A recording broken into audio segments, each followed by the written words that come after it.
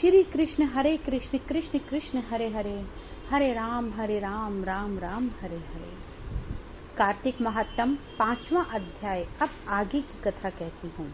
कार्तिक तथा अन्य मासों में किए जाने वाले इन पवित्र व्रतों की जानकारी के बाद नारद जी के मन में यह जानने की अभिलाषा जागी कि कार्तिक मास के लिए सर्वश्रेष्ठ व्रत कौन सा है। उन्होंने इस बारे में ब्रह्मा जी से पूछा। ब्रह्मा जी ने कहा, हे पुत्र, अब मैं तुम्हें उस परम गोपनीय और अटल फलदायी नक्त व्रत के बारे में बताता हूँ, जो सुख, सौभाग्य और मोक्ष के साथ स्त्रियों को अटल सुहाग भी देता है। परम पवित्र तथा पाप नाशक इस नक्त व्रत को विधिवत करने से सौभाग्यवती स्त्रियां मन वांछित फल पाती हैं। इसलिए यह नक्त व्रत सौभाग्यवती स्त्रियों को अवश्य ही करना चाहिए। इस व्रत की इतनी महत्ता सुनकर नारद जी के हृदय में इसके विधि विधान को जानने की अभिलाषा जागृत हुई। नारद जी की जिज्ञासा शांत करते हुए ब्रह्मा जी मुस्कुराकर बोले, वत्स, यह अति गोपनीय और देव दुर्लभ व्रत है, परंतु तुम्हारे से स्नेह और लोक कल्याण की भावना से कार्तिक मास के इस विशिष्ट व्रत के बारे में बतलाता हूँ। व्रत करने वाला अश्विन शुक्ला पूर्णमासी को प्रातः काल उठकर शौच आदि से निवृत्त होकर दंत मंजन करे।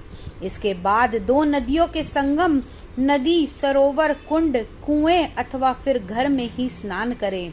व्रत के दिन एक दिन पहले सिर ना धोए तथा व्रत वाले दिन विधि पूर्वक स्नान कर और पवित्र भावना से विधाता का स्मरण करें और व्रत का संकल्प इस प्रकार कर कहे, जगत के रचयिता और कर्ता, आप कृपा करके मेरे पति देव की रक्षा कीजिए तथा मेरी संतान की वृद्धि कीजिए।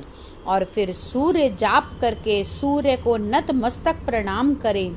उस दिन सुंदर वस्त्र और आभूषण धारण करें। दिन में भोजन अथवा जलपान कदापि नहीं करना चाहिए। पूरे दिन निराहार रहकर भजन, कीर्तन और पूजा में दिन व्यतीत करना चाहिए। पूजन विधि के बारे में ब्रह्मा जी ने कहा कि सायंकाल में हमारी यानी ब्रह्मा जी की चांदी के पात्र में दूध डालकर पूजा करनी चाहिए। सोना, चांदी, तांबा अथवा मिट्टी की ब्रह्मा जी की प्रतिमा बनावे, उसे लाल वस्त्र पहनाएं और विधि पूर्वक पूजन करें। चांदी के पात्र में रखे हुए दूध को मथनी से मथें। साथ ही ये प्रार्थना करें कि हे ब्रह्मा जी, मुझे भोग आदि के लिए गौ प्रदान करके मेरे पति की वृद्धि कीजिए। मेरे पति देव को धन धान्य युक्त चिरायु कीजिए और बहुत से दास दासियां प्रदान कीजिए, अर्थात मुझे सर्व सुख प्रदान कीजिए। इसके पश्चात ब्राह्मण को भोजन करावे तथा अपने कुल के वृद्धियों को बहुत स्वादिष्ट पकवान खिलाकर उनकी आत्मा को तृप्त करे। फिर तारों को देखकर स्वयं भी भोजन करे। यह अश्विन मास पूर्णमासी को किए जाने वाला ब्रह्मा जी का नक्त व्रत है। अब हमने नक्त व्रत को आपको बताया।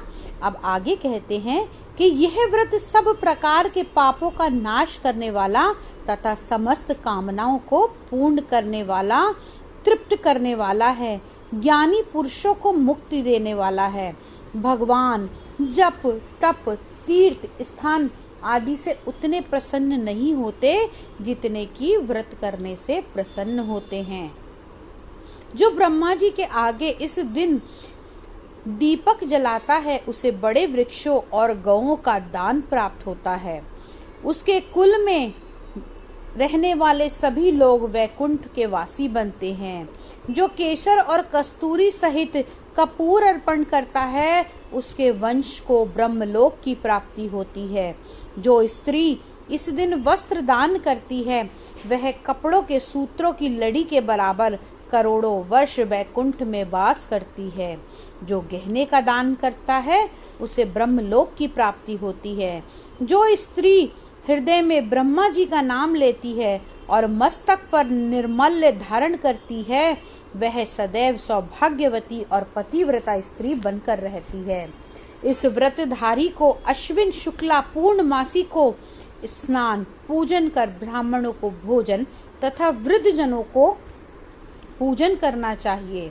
सायंकाल ब्रह्मा जी का पूजन कर प्रार्थना करे, हे ब्रह्म विधाता, यह व्रत मैंने आपके निमित्त किया है, अतः इसमें कोई भी प्रकार की कमी हो तो उसे आप स्वयं ही पूर्ण कर लीजिए। ब्रह्मा जी ने यह भी कहा कि इस व्रत को करने की तो बात ही क्या, जो इस कथा को पढ़ता है उसे अश्वमेध यज्ञ की फल की प्राप्ति होती है। तो मित्रों, ब्रह्मा जी के द्वारा बताया गया ये अश्विन मास का पूर्णमासी का व्रत हमने आपको बताया। अगले अध्याय में आपसे फिर मिलेंगे छठे अध्याय की कथा के साथ। तब तक के लिए श्री कृष्ण हरे कृष्ण कृष्ण कृष्ण हरे हरे, हरे राम राम राम हरे हरे। बोलो श्री कृष्ण।